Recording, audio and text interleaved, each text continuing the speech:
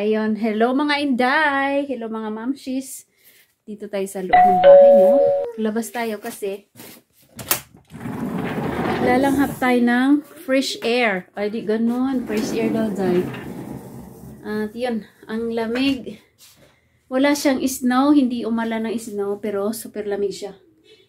Ayun. Yung mga halaman natin dito, medyo nagmala kasi siya, wala na, nag-dry na siya. Ayan. Kuha na natin siya bukas ng mga lantang dahon. Tinatakpan ko lang ng newspaper kasi maluluto siya sa sobrang lamig. Kawawa naman yung ating bulaklak pag maganda to siya pag sa spring na. Ganda ng bulaklak na ito kaya alagaan. Buti pa ang halaman, may nag-aalaga. Char! May nag-aalaga naman sa akin. Ay, si Papa. Ano lang natin yun. So, ayan. May ano ba tayo? Walang dumating na sulat. Ito yung post natin. Diyan nilalagay ng postman yung ating mga sulat. Dito tayo sa labas. Oh, ang lamig dahil. Lamig. Lalakad-lakad sana kami ngayon. Ay, umulan siya. Kaya lang. Ay, umulan siya, day. Ay, umulan. Rihina talaga ako ng ulan, no? Paglabas ko pa lang, umulan agad. Ano yun? Kuha tayo ng cabbage dito, ha? Tignan nyo. Ayan, dito natin kukunin yung ating cabbage. Kasi para may kainin tayong gulay, day. Ayan, day. Kuha tayo. Kasi, hello, eh. Ayan. Ating gulay. Isa lang kunin natin kasi hindi tayo bit-bit ba dito sa snow. Ayan. Buti na lang talaga. Ayan. Hindi umulan. Snow. Ayan. Hala, umulan talaga siya, day. Oh my goodness. Hala ka. Hala ka. Hala ka. Umulan talaga, oh. Kumapatag ang ulan. Malamig pati. Ikot tayo. Alas 5 na, magluluto na tayo ng hapunan, no? At yun, ay, kumusta na kayo mga mami dyan? Sa ating kanya-kanyang bahay, nakaluto na ba kayo ng hapunan? Nakapagpamalengke na ba kayo? Ano bang putahin natin ngayon? Ano bang ating, haloy, pumayat ako day. Ayun, lood. Anong nangyari, Zay? Ayun. Nakapamalengke na ba kayo? Yun, ano bang putahin natin ngayon sa pagkainan? Char! May futa. So, nandito na tayo sa kusina ngayon. At ako ay nag-umpisa ng mag-slice netong ating gagawing tonjiro. Yung may sabaw na mga yasay, mga vegetables, masarap yan sa malamig na panahon. So, ang gagawin natin ngayon, gagawin tayo ng tonjiro at omelette para sa mga bata. At ako naman, gagawa ako ng tinunuan. Ginataang, ito yung frozen namin sa garden last year. Nung nag-garden kami, pirinosin ko yung okra, yung seeds ng tawag nito spring onion, spring beans. Ambot English pa rin, mali. Tawag niyan yung mahabang sitaw, ayun, sitaw. Ano dahil? Loading. Ayan, ihalo natin to sa ating, ito yung mga seeds ng sitaw. Kamatis, ito galing sa garden. Siyempre, galing din sa garden itong mga seeds na to. And then, syempre, yung talong natin na prinosin din. Makakasave tayo kaysa naman bibili tayo, diba? Pag ganitong winter dito sa Japan, napakamahal ng gulay. So, ayan na. At yung salmon, iprituin natin to. Tapos, ilagay natin sa tinunuan. Tinunuan sa Bisaya kasi ginataan sa Tagalog, o diba? So, unahin natin yung pagkain ng mga bata before yung akin, after. Pag sure pag English day, kamali-mali ka day, katawan jud ka day. So, kukuha muna tayo ng gulay sa tawag nito. Dito sa labas may stock kasi kaming gulay na ano, Chinese pichay ang tawag. Dito naman kasi Japan to, Japan pichay. Kabuang way klaro ni blagira ni oy. So ayun, umulan talaga kanina, 'di ba? Lumabas tayo. Kumuha ko ng cabbage. Nilagay ko doon sa labas yung cabbage and then tayo ng ayan. Tawag dito. Haksay ang tawag dito kasi. Pichay sa atin sa Pilipinas, 'di ba? So, alam nyo, dito, diba sinabi ko, pag summer, mga tao dito halos mapasatyo man, may-ari man ng mga malaking kumpanya, mapay-ari man ng mga tawag dito, mga meron dyan ng mga business, nagagardin sila. Kasi, alam nila na mahal ang gulay, nakakasave pati kahit papaano. Kaya kami, mga ordinaryong tao lang din, nagagarden kami kahit hindi madali. Kahit hindi madali sa amin, nagtatrabaho pati kami, nagagarden, doble-doble yung trabaho. Pero, instead na ibibili namin ng mga ibang bagay, instead na ibibili namin ng gulay, nakakasave kami dahil may gulay na kami. Ibibili na lang namin sa ibang bagay yung para sa gulay, 'di ba? Malaking tulong yung pag-garden. Isa pa, ang lahat ng bilihin ngayon, lahat kahit saan naman worldwide, nang dumating yung ating corona, maanong sakit na yan, diyan nag-umpisa yung kamahalan ng mga bilihin. Hindi lang bilihin, nagmamahal lahat, gasolina, kuryente, lahat-lahat ng mga paninda. Yung salary lang natin ang hindi nagmahal. Ewan ko ba kung bakit.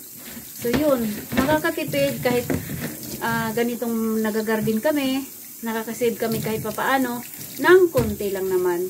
Hindi man kami masagana sa buhay, pero at least nakakaraos din, 'di ba? At ngayon ang gagawin natin, yun sabi ko kanina, 'di ba? Ayun, bumili pala ako nung nag-grocery ako, nag-sale siya 140 yen. Dati to siya. Hanga ko kasi dati to sa 300 yen ang benta nito sa grocery store. Means katsu 3 ang laman niya. Nag-sale kasi. Kaya bumili na ako. Mura na kasi. Yun. Habang nagsisale, ang mga tindahan binibili ko yun kasi kahit 20 centimos man or 10 centimos ang sale nun. Ang discount nun. Iba pa rin, di ba? Alam nyo dati yung namili ako ng isang lapad, 4,000 na sa Pilipinas, di ba, yung isang lapad? Yung sabi ni Janela, isang lapad sa isang buwan. So yun, yung isang lapad na yun, nag-grocery ako for 1 week ha. Marami na, dami ko na nag-grocery. Ngayon, nakukukunti na lang dahil sa, yun, bilihin. Ang mahal-mahal. Yun. So, wala tayong magagawa. Ganyan ang life talaga. Kailangan natin magkumayod ng todo. Ayun. So, magluluto na ako mga day ha. At ang dila, tapanggap pa ba ako? Umpisahan na natin ang ating pagluluto. Ayan. Ito, magsasaing pala ako ng 3 gatang lang kasi para lang naman sa akin to kasi hindi ako kain ng omelette.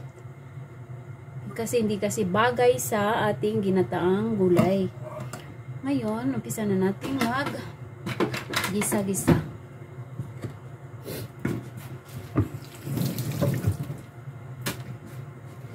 Gisa-gisa.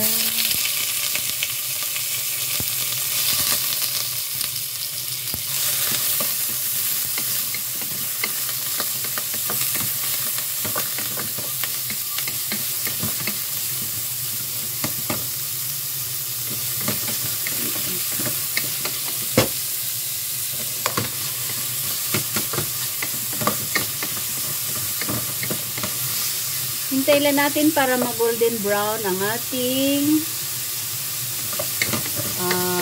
karne. No?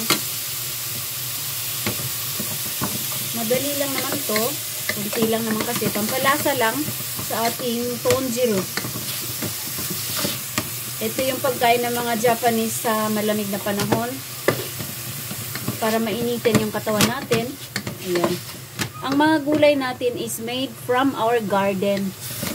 Ayan. So, ilagay na natin yung bawang at ginger. Ayan. Made from the farm natin. Farm. Kung maka-farm din, no? Parang may farm talaga dahil. Lahat to sa ating galing sa garden natin itong mga gulay na to. Wala, ang pinili ko lang dito is yung yung bawang pati galing sa ating garden. Pero yung ginger, hindi ko kayang magtanim kasi dahil yung ginger kasi dahil wala, hindi ko feel magtanim. Mas magandang bumili na lang kasi mahirap siyang itanim. Ayun. At ito yung ating, nilagay ko yung onion. Ito yung ating potato at ang radish. Ayan. At yung kinuha natin kaninang haksay, yung dahon. Pichay ba yun? Ayun. Para maglasa siya. Ayan. Ihalo natin lahat pero para lumambot, sabay siyang lumambot. O diba? Ito lang. Ang bango ng ginger at bawang. Ito, nakakatipid naman ako. Nakakatipid kami sa gulay. Binibili ko lang na gulay is yung wala sa amin. Yun. Mahal pati ang potato. Lahat. Nagmamahalan. So, kailangan natin mga nanay dyan na instead na mag-upo-upo kayo, nakaupo kayo habang may ginagawa yung kamay natin. Tanim tayo sa mga paso. Ayun, yung mga luma natin, mga kaldero na hindi na ginagamit. Taniman natin ng mga talong, tanglad, malunggay, kung ano meron dyan. Kasi pag once na kailangan natin, hindi tayo nabibili sa sa palengke, kukuha na lang tayo sa likod ng bahay, di ba? Ang ganda yung idea na yan. Sana may nakukuha kayong lesson. O di ganun. Ayan, dito kami sa aming labas. Kasi may hanabi. Itong hanabi. Ang tawag ng hanabi? Ayan, nag-umpisa na yung fireworks. Ayan, tignan nyo dito sa aming kapitbahay. Ang ganda! Ayan. Sigoy. Ayan. So, you can... O, diba? Ganyan dito pag winter. Kapitbahay namin ang nag-organize dyan. Ang ganda! Wow! Sigoy ne. Wow!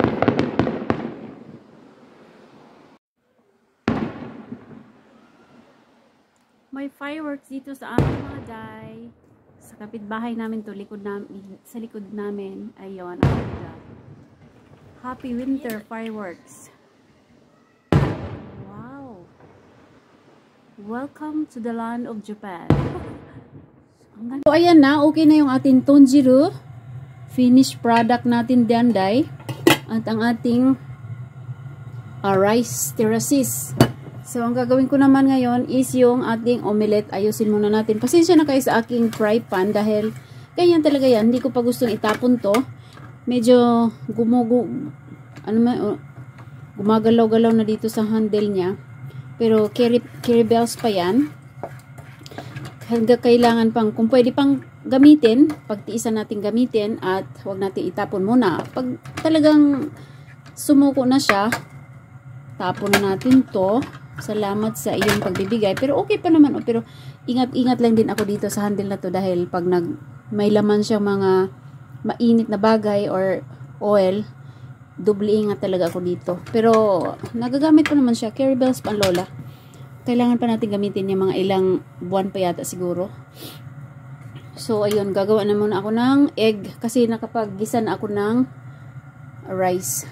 Sombrero lang ako dahil gininaw ako dun sa ating panonood ng ano kanina.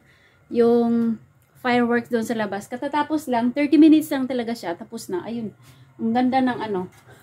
Every year to dito sa amin, mga homeowners sa village na to. Kapitbahay dyan sa likod namin yung nag-organize ng mga ganyang fireworks sa pag-winter. Sila ang nakatuka dyan. Wala kaming alam.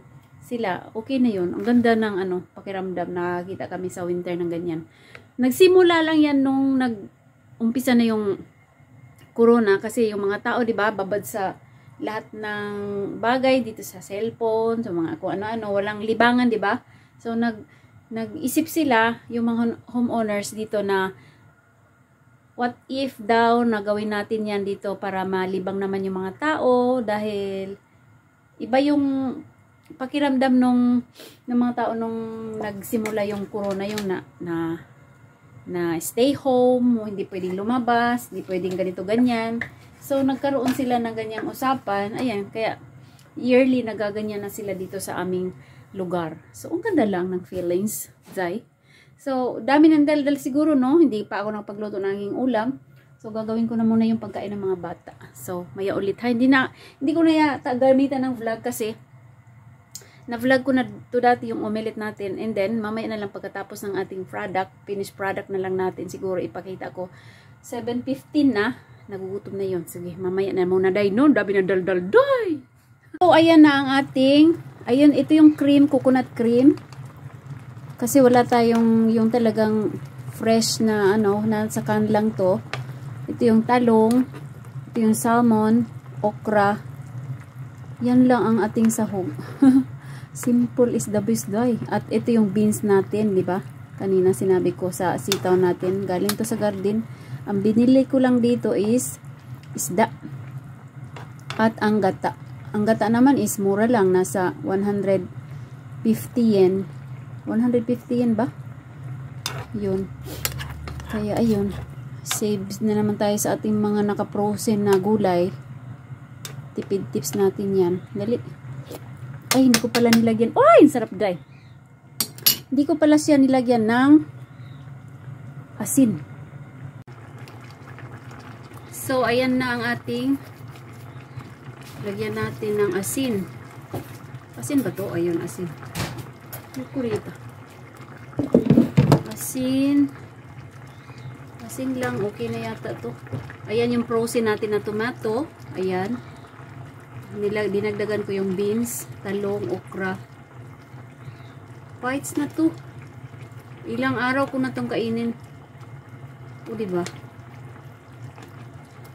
Masarap pag ano, sarili mong hinaguan ba? Sarili mong tanim yung kakainin mo. Ang sarap kaysa bibili ka.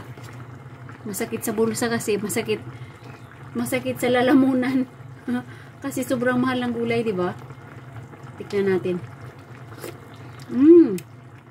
Perfect, day. Lagyan pa natin ng, ako lang naman ang kakain nito. Yung mga bata hindi sila kumakain ng ganito. Ang kinakain lang ng mga anak ko is adobo. Ano pa ba? Bihon. Spaghetti, yung palasa sa Pinas, sila ang kinakain nila. At fried chicken yan. The same lang naman. Pero ito yung mga gata-gata, ayaw nila. Pati asawa ko, ayaw nila ng lasa ng gata. Sandali, tikman natin. What no? Sarap, jay. Thanks, Lord. So, ayan, nilagyan ko pala ng sabaw yung ating pagkain. Ayan, ito na yung ating tinola. Tinola. Ang saka, day. Tinola ka, day. Kung ano siya, ginataan. Tinola ka dyan. Tinulag yun. Ayan, loaded lang lola. Mga onata ninyo, di aratong pagkaon. Mga onata. Kaon. Tapos na silang kumain kasi gutom na sila. Pinabilisan ako magluto. Gutom na daw sila. So, ako na lang kakain ngayon. Mga unta ninyo.